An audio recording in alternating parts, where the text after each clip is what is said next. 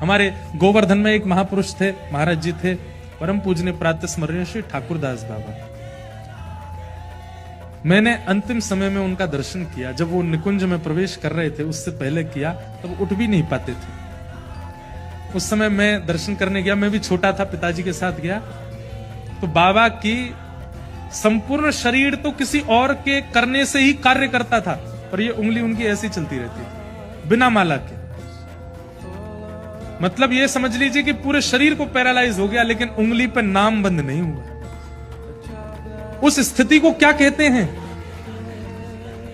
एक होता है कि आपने नाम को पकड़ा है, और एक होता है नाम ने आपको पकड़ा है। तो महाराज जी जो थे, उन्होंने नाम ने उनको पकड़ लिया। वे ठाकुर जी का नाम नहीं लेते थे, ठाकुर जी उनका नाम लेते थे। उस स्थिति में उनका वह रात में सो रहे हो, चल रहे हो, फिर रहे हो, कहीं भी कैसी भी स्थिति में शिथिल अवस्था थी उनकी, लेकिन नाम चलता रहता।